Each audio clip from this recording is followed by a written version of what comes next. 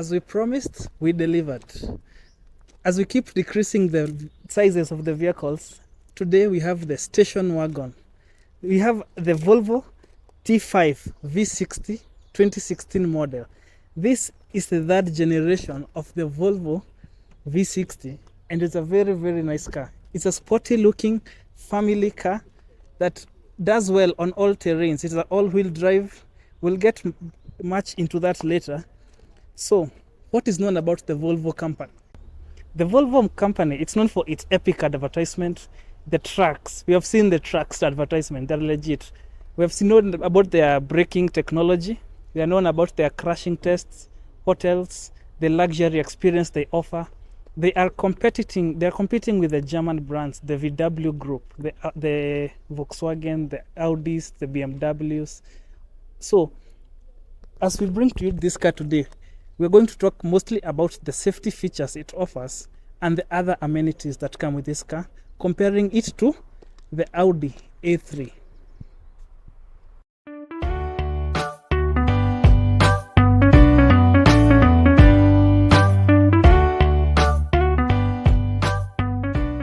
So, comparing the Volvo V60 to the Volvo S60, both are similar, but the difference comes in the trunk region, because from the front up to the body wise and the interior, they are the same, but the trunk area, it's where it's different, whereby the station wagons have a bigger trunk area, so you can load more things in this car.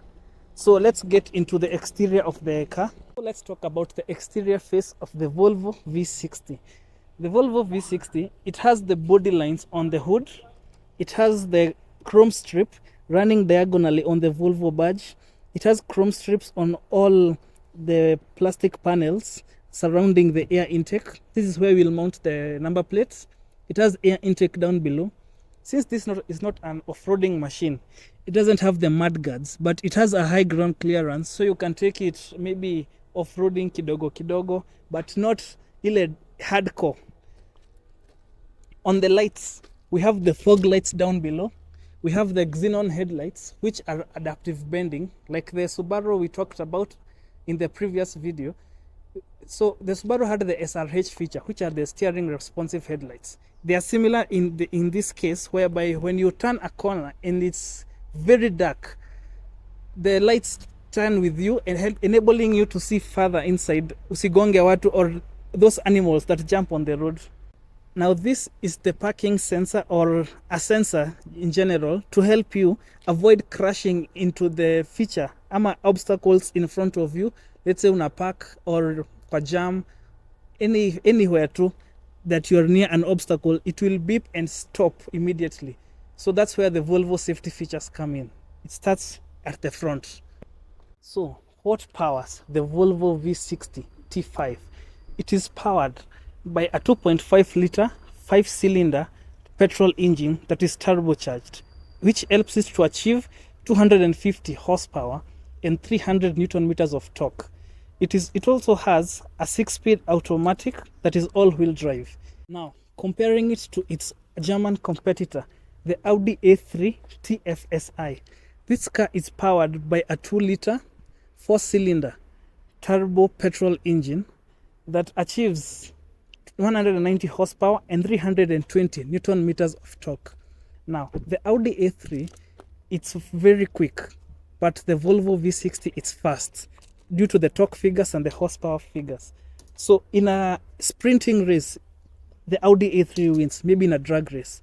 But in long distances, let's say you're taking a long distance trip, let's say from Nairobi to Coast or from Kisumu to Mombasa, the Volvo wins if the driver is excellent as well. But if the driver is excellent in the Audi, it's a no competition. So let's go to the side profile. Onto the side profile of the Volvo V60. It has 17-inch alloy wheels with aluminum caps. It has the Volvo badge on all the wheels. On the body, it has the bone line running from the front bumper to the rear, up to the taillight, onto the common Volvo lights.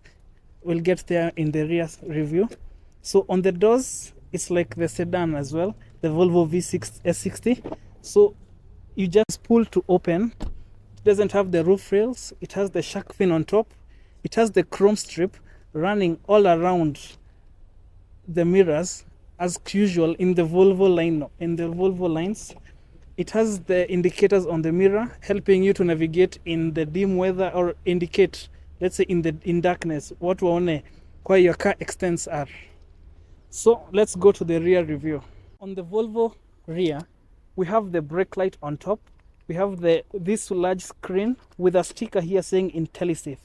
IntelliSafe is the intelligent safety technology that ensures safety for both the car, the driver, the pedestrians, animals, and in the surrounding basically of this car. It has the Volvo badge. This is where you'll mount the plate, the T5 badge, the V60 badge. Now on these LED lights, these are common in both the hatchbacks going up to the SUVs, from the V60 or the V40 upwards to the XC90. So let's go to the trunk of the car.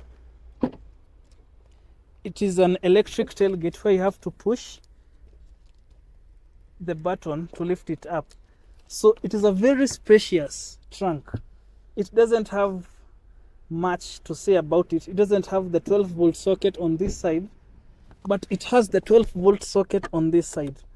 It doesn't have a light, which it will be an inconvenience when removing things from the trunk at night. So it has this boot cover like the Subaru Forester, where when you want to remove it, you just have to push the clips down here and it is ready to go. When you want to take these seats down, you just have to lift this part. Once this red thing lifts itself up like that, you can push these seats down like that. Underneath the boot sasa, there is a false floor where you can store your tools, your equipments, maybe some tools here and there to fix your car on the road. Here we have this feature. I'm not sure what's the purpose, honestly. Maybe you can hook here your trays, maybe some things you want to hang. Hautaki ziende ziki clash on the floor when you're cruising along. So let's go to the driver's seat and the front row. We see what the interior of this car looks like. In the interior of the Volvo V60, let me adjust my seat to a more comfortable leg position. So it has the electric adjustable seats on both the driver's seat and the passenger seat. On the dash here, on the driver's side, it has the electric handbrake. It has the buttons here where you can turn on or off the lights. You can turn on the fog lights here or turn it off. Here you can adjust the intensity of the light. This is where you open the fuel cap. This is where you open the trunk, or when you're in the rear you can use the key. So on the door panels and on the dash, we have the leather trims all over, making the V60 very luxurious and executive feeling car. So as you can see, all over the door panels up to here, the bottom parts, it's leather fitted. On the dash display, all over, even on the seats, it's leather. It's black leather, which is a very nice feel onto your bum. So the steering, it's a rubber. On the center console, it's a wooden trim with the plastic, but on this armrest, it's leather fitted. It is a push to start. It's a nice sound. So since it's at the dealership, it has the low level of the fuel. So let's say you want to adjust the safety features of the car. You have to go to the navigation center, turn it off. On the steering control, you have to press exit, go down here. So you don't want to go to the navigation system, you can use the knob even. You go to my car, you press the button. Then you go to my V60. So on the my V60, you can turn on or off the active bending lights. You can turn on or off the blind spot information system. You can turn on or off the ESC. This is where you want to engage it. Let's say unataka kudrift in this car. It's a sport model also as well. You can use this car in the trucks. It has the driver alerts, the city safety alerts. You can reduce the guards. Let's say at night, hutaki killer any animal that is passing by. Let's say you have dogs in your compound. You don't want when the dogs hit your car to just start blaring the alarm all over. You can so it also has the active high beam where you can set it. It will be always on or so let's say you are driving on a dim lit road. The active high beam feature. So when a car approaches you, it will turn itself. It will reduce the light quantity instead of you going down here adjusting it, and then you get it. So let's go to the other features that come with this car. You can check the trip statistics, the settings you can adjust. It has the owner's manual. It doesn't come with the textbook itself. When you go back, you can adjust the media, the radio station, the navigations. You can go to connect to the internet. So that's where you can connect to the Google Maps instead of using the SIM that comes with the car. The cameras, you can check the surrounding of the vehicle. Yeah. So on the center console, what do we have? Let's turn off the car. On the center console, the seats are heated and cooled since this is an import. For the foreign countries, they have the extremely low temperatures. So here you can adjust for the passenger seat or the driver seat. The rear seats don't have this feature. This is the volume button for the radio and the media. So this knob is for adjusting things on the menu. We have to turn the car back on to charge the battery. So when you want to select something, you just have to press OK. It takes you there. Let's say you have a USB, iPod, HDD, Bluetooth, and the rest. These buttons are where you make calls, and you can pick calls also on the steering as well. This is where you can turn on the AC. And here, let's reduce the intensity. This is where you can adjust the airflow. Let's say you want it to aim at the head. So on the screen, it shows with the head. You can adjust to the body or to the floor.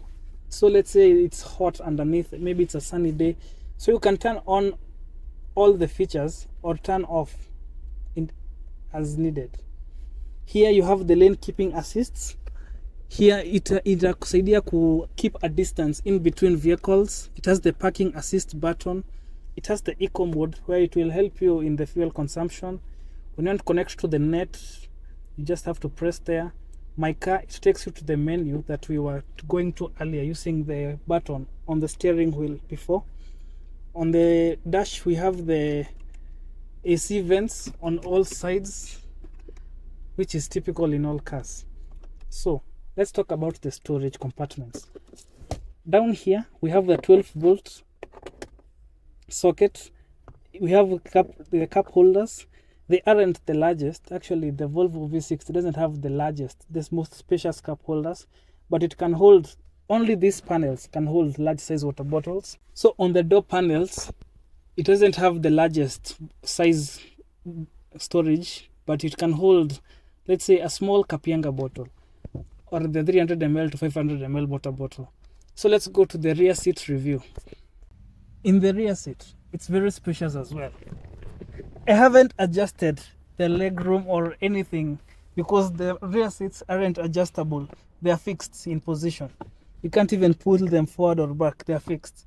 So I have sizable headroom and legroom as well. My knees and my ankles are comfortable. The storage compartment, it's where the V60 fails, kidogo too, but not as much.